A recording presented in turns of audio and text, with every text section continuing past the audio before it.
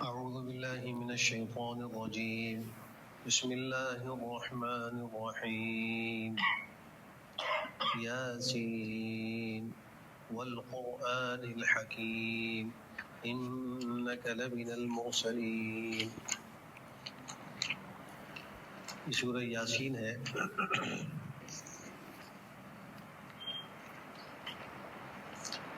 اس کی 83 آیات ہے اور اس میں 5 رکوع ہیں اور مکی صورت ہے.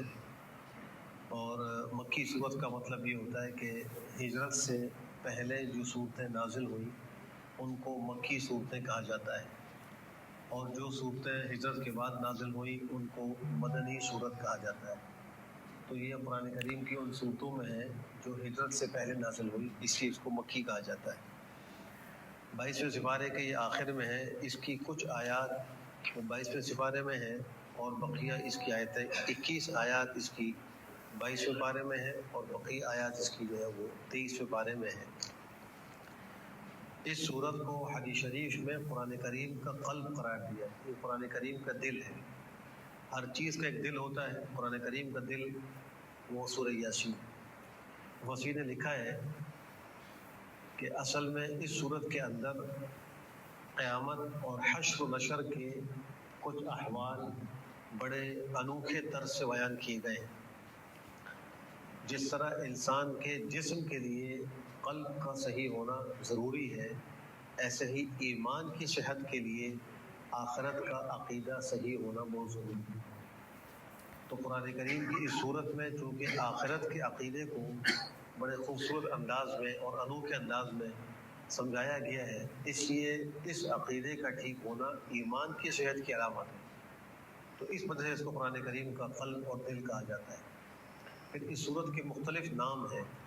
ہمارے ہاں تو ایک ہی نام اس کا مشہور ہے، یاسین، اور اس کی وہ پہلی آیت کی وجہ سے. لیکن اس کا ایک نام ہے، اس کو کہا جاتا ہے معمہ. تورات میں اس صورت کا نام معمہ نقل کیا گیا، یعنی برکتوں کو اور خیر کو عام کرنے والی. اس صورت کا ایک نام ہے مدافعہ، یعنی انسان کے اوپر آنے والی مصیبتوں کو دور کرنے والی. اس صورت کا ایک نام ہے قاضیہ، یعنی انسان کی حاجات کو پورا کرنے والی. یہ اس کے مختلف نام ہیں. حدیث شریف میں ہے کہ جو شخص اس کو اللہ کے لیے اور آخرت کے لیے پڑھے گا تو اللہ اس کی ضرور مغفرت فرما دے.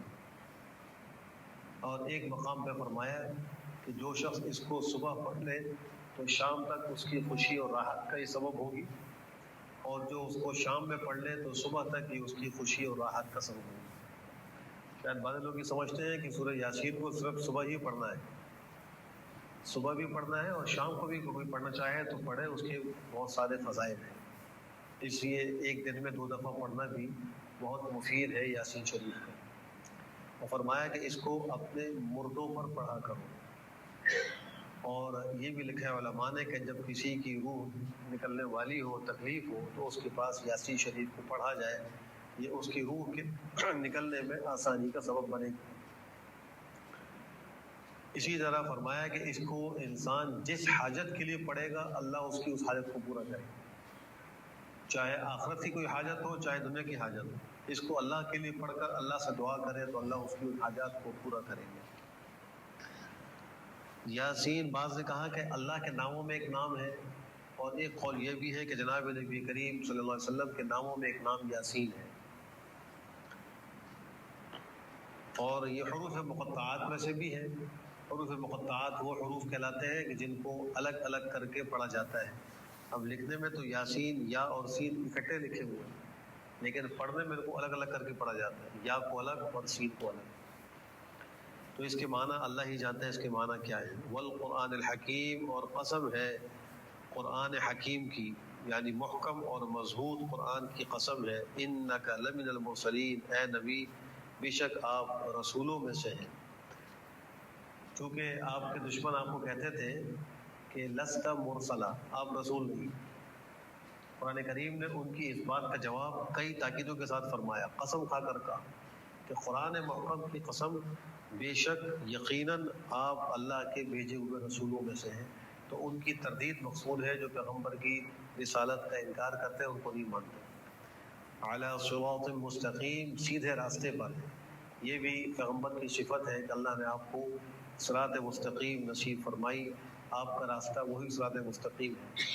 تنزیل العزیز الرحیم، اتارا گیا ہے زبردست قدرت والی ذات کی طرف سے، بڑی ہی مہربان ذات کی طرف سے۔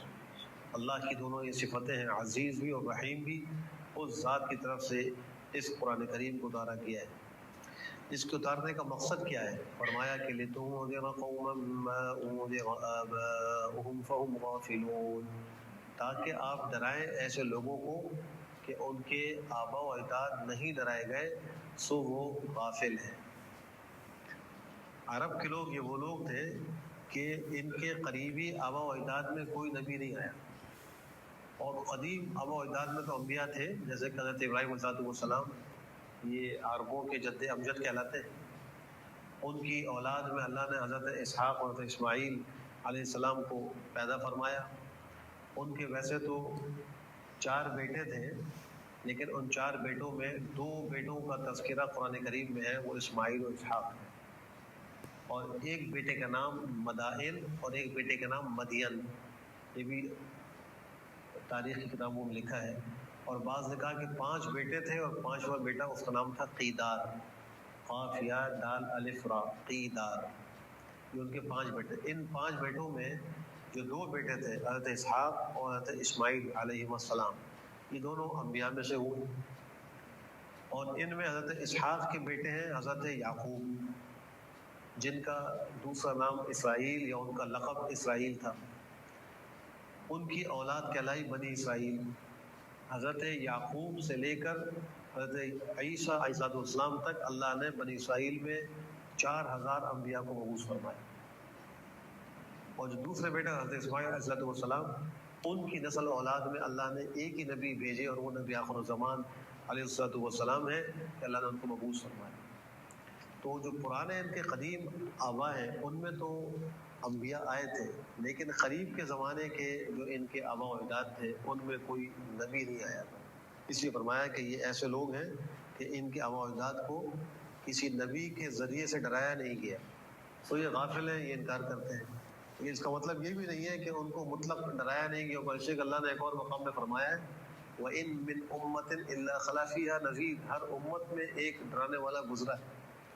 تو اگر کوئی نبی نہیں آیا تو اس کا نائب آیا، نائبین آئے، اللہ نے ان کے سامنے ایسے آثار و واقعات رونما کیے جس سے ان کو ڈر اور خوف حاصل ہو سکتا تھا۔ تو اس لیے یہ معنی نہیں کہ بالکل ان کو ڈرایا نہیں گیا تھا، بلکہ کسی خاص نبی کو بھیج کر ان کے قریب کے آبا و اجداد میں ان کو ڈرایا نہیں گیا تھا۔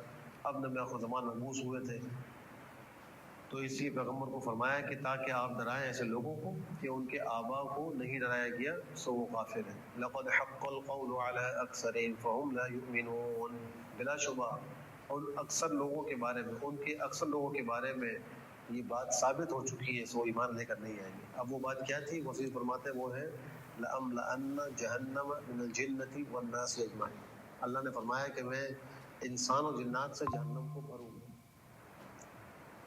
لہذا جو اللہ اور رسول کا انکار کرے، ان کی تکذیب کرے، تو اللہ ان کو جہنم میں ڈالیں گے، جہنم کو ان سے بھریں گے۔ تو فرمایا کہ ان میں تو یہ بات ثابت ہو چکی ہے، اب اکثر ان میں سے ایمان لے کر نہیں آتا۔ اِنَّا جَعَلْنَا فِي أَعْنَاقِهِمْ أَغْلَالًا فَهِيَ إِلَى الْأَذْقَانِ فَهُمْ مُقْمَحُونَ، بے شک ہم نے ان کی گردنوں میں طوق ڈال دیے ہیں، بس وہ تھوڑیوں تک ہے، سو وہ اوپر اٹھے ہوئے ہیں، جسے اردو میں کہتے ہیں الل رہے ہیں۔ اب کسی آدمی کو گلے میں طوق ڈالا جائے اور وہ تھوڑی تک آ جائے تو اس کا منہ اوپر ہو جائے، اس کو کہتے ہیں مخم، یعنی اوپر کیا ہوا، اس کا منہ اوپر اٹھا ہوا، اور ایسے آدمی کو اپنی ذات نظر نہیں آتی۔ جب اس کا منہ اوپر ہو گیا تو اس کی نگاہ اپنی ذات پر نہیں ہوتی، اور ایسے ہی اپنے ارد گرد کا جو ماحول ہے اس کو بھی وہ نہیں دیکھ پاتا۔ تو اللہ نے ان کے لیے ان کی نافرمانی کی وجہ سے ایسے اسباب بنا دیے کہ اب یہ جو ہے وہ ہدایت کو حاصل کرنا چاہتے ہی نہیں، اس کو دیکھنا ہی نہیں چاہتے، اس سے یہ دور رہتے ہیں۔ اب یہاں پر محسن نے یہ بھی لکھا ہے کہ یہ جو ان کے گلوں کے اندر طوق ڈالنے کا ذکر ہے، اس سے مراد کہ حقیقی خوف نہیں، بلکہ جس غلط عقیدے میں وہ پڑے ہوئے ہیں، جن غلط خلاف شرع رسوم اور رواج میں پڑے ہوئے ہیں، یہ ان کے لیے ایک آڑ بن گیا ہے حق کے قبول کرنے میں۔ انسان کے غلط رسم و رواج اور اس کے فاسد عقائد یہ اس کے حق تک پہنچنے میں رکاوٹ ہو گئی، تو یہ چیزیں ایسی ان کے ساتھ مسلط ہو گئی کہ اب یہ حق کو نہیں دیکھتے، حق کو اختیار نہیں کرتے۔ وَجَعَلْنَا مِن بَيْنِ أَيْدِيهِمْ سَدًّا وَمِن خَلْفِهِمْ سَدًّا فَأَغْشَيْنَاهُمْ فَهُمْ لَا يُبْصِرُونَ، اور ہم نے ان کے آگے بھی دیوار لگا دی اور ان کے پیچھے بھی دیوار لگا دی، ہم نے ان کو گھیر لیا ہے، بس وہ کچھ دیکھتے نہیں۔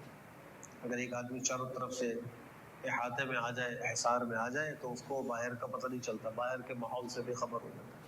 تو ان کے ارد گرد بھی گناہوں کے اور حرام خواہشات کے اور غلط رسوم و رواج کے اور غلط عقیدوں کے ایسے حصار قائم ہو گئے ہیں کہ اب یہ باہر کے حق کو نہیں دیکھ پا رہے۔ وَسَوَاءٌ عَلَيْهِمْ أَأَنذَرْتَهُمْ أَمْ لَمْ تُنذِرْهُمْ لَا يُؤْمِنُونَ، اور برابر ہے ان پر کہ آپ ان کو ڈرائیں یا نہ ان کو نہ ڈرائیں، ایمان لے کر نہیں آئے۔ اب ان کے لیے حق نہ حق سب برابر ہو گیا، وہ تو دنیا کے پجاری بن گئے، خواہشات کے غلام بن گئے، آپ ان کو ڈرائیں تو بھی کچھ فائدہ نہیں ہوگا، اثر نہیں ہوگا، نہ ڈرائیں تو بھی کوئی فائدہ نہیں ہوگا۔ البتہ نبی کو تو ڈرانے کا ثواب ملے گا۔ نبی جو اپنی قوم کو، انسانوں کو دعوت دیتا ہے اور جو ایمان والوں کو بشارت دیتا ہے، جو نافرمانوں کو ڈراتا ہے، اس عبادت پر اللہ کے ہاں وہ ثواب کا مستحق ہوتا ہے۔ تو نبی کے لیے تو فائدہ ہے، لیکن پیغمبر کو ان سے نا امید کیا جا رہا ہے کہ آپ ان سے زیادہ امید نہ لگائیں، پریشان نہ ہو، تسلی رکھیں، ایمان لانے والے نہیں۔ انما تنذر من اتبع الذکر وخشی الرحمن بالغیب فبشرہ بمغفرۃ واجر کریم، بے شک آپ تو ڈرا سکتے ہیں اس کو جو نصیحت کی پیروی کرے اور پروردگار سے بن دیکھے ڈرے۔ تو جو یاد دہانی اور نصیحت کی بات کی پیروی کرتا ہے اسی کو ڈرانا فائدہ دیتا ہے، اور جو اللہ سبحانہ وتعالیٰ سے بن دیکھے خلوتوں میں ڈرتا ہے، نصیحت کا فائدہ اسی کو ہوتا ہے۔ جو بے باک سرکش اور باغی ہو جائے، اس کے سامنے لاکھ نصیحتیں کی جائیں وہ کچھ سننے کو تیار نہیں۔ فبشرہ بمغفرۃ، بس آپ ان کو خوشخبری سنائیے مغفرت کی، واجر کریم اور بہترین اعلیٰ قسم کی روزی۔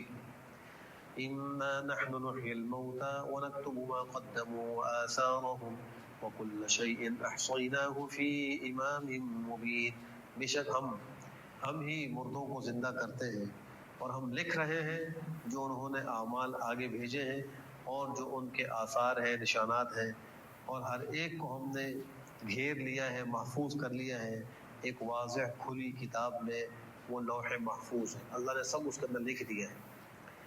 اب یہاں ایک بات تو یہ ذکر فرمائی کہ مردوں کو ہم زندہ کرتے ہیں۔ انسان کچھ نہیں تھا، اللہ نے اس کو وجود بخشا، زندہ ہو گیا، پھر جتنی اس کی زندگی اتنا رہے گا، پھر موت آئے گی، مرے گا، اور پھر ایک سارے عالم کی موت ہے وہ قیامت کی صورت میں، وہ بھی آئے گی۔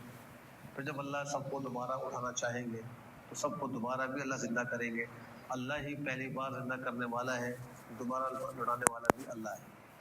دوسری بات جو فرمائی کہ ہم لکھتے ہیں ان کے اعمال کو اور ان کے آثار اور نشانات کو۔ یہاں دو چیزیں، ایک ہے انسان عمل کر رہا ہے، زندگی میں جو عمل کر رہا ہے وہ لکھا جا رہا ہے، اور بعض اعمال ایسے ہیں کہ ان کے نشانات انسان کے جانے کے بعد بھی باقی رہتے ہیں، جس کو ہم صدقہ جاریہ سے تعبیر کرتے ہیں، وہ بھی لکھے جاتے ہیں۔ تو اب انسان تو انتقال کر گیا، لیکن زندگی میں ایسی نیکیاں کر گیا، ایسے نیک اعمال کر گیا کہ وہ صدقہ جاریہ کے طور پر جاری ہے، تو اللہ جب تک وہ عمل جاری رہے گا اس کے انتقال کے باوجود اس کے نامہ اعمال میں اس کو لکھواتے رہیں۔ ایسے ہی جب انسان کوئی گناہ کرتا ہے تو وہ گناہ لکھا جاتا ہے، اور کچھ گناہ ایسے ہیں کہ مرنے کے بعد بھی ان کا سلسلہ جاری رہتا ہے۔ کسی نے کوئی غلط عقیدہ رائج کر دیا، غلط طریقہ رائج کر دیا، لوگوں میں غلط بدعات رائج کر دی، اب اس کے بعد بھی لوگ اس پہ عمل کر رہے ہیں، جب تک عمل ہوتا رہے گا اس کے نام اعمال میں گناہ لکھا جاتا رہے گا۔ اس آیت میں سبق ہے ہر شخص کے لیے کہ وہ اپنے اعمال پر غور کرے کہ میں کیا عمل کر رہا ہوں، آیا یہ عمل میرے لیے نامہ اعمال میں نیکیوں کے اضافے کا باعث ہے یا گناہوں کے اضافے کا باعث ہے، اور پھر یہ بھی سوچیں کہ یہ عمل میرے بعد میرے لیے اعمال نامے میں نیکیوں کے لکھے جانے کا سبب بنے گا یا گناہ کے لکھے جانے کا سبب بنے گا۔ اس لیے کہ اس کے اعمال ان میں سے کوئی نہ کوئی ہوگی. اب مثلاً کسی نے مسجد تعمیر کر دی, کوئی پل بنا دیا لوگوں کے لیے, کوئی کنواں کھدوا دیا, کوئی دین کے کام میں پیسہ لگا دیا اور وہاں دین کا کام چل رہا ہے, یا کوئی لوگوں کو اچھا طریقہ اچھا راستہ بتلایا, صراط مستقیم کی دعوت دی, لوگوں نے اس کو قبول کر لیا, اس کی دعوت پہ چل رہے ہیں, تو جب تک وہ سلسلہ جاری رہے گا اس کے مرنے کے بعد بھی اس کے نام اعمال میں ثواب لکھا جاتا ہے. تو اچھے عمل کے اندر بھی دونوں چیزیں ہیں, ایک خود وہ عمل ہے اور ایک اس کے پیچھے نشانات ہیں, اس کے آثار ہیں. اور گناہ کے اندر بھی دو چیزیں, ایک وہ خود برا عمل ہے اور ایک اس کے پیچھے اس برائی پر عمل کرنے والے لوگ ہیں. دونوں ہی صورتوں میں نام اعمال میں اچھائی اور برائی لکھی جاتی رہے گی. اللہ ہم سب کو اچھے اعمال کرنے اور صدقات جاریہ کا اہتمام کرنے کی توفیق نصیب فرمائے. آمین ثم آمین یا رب العالمین.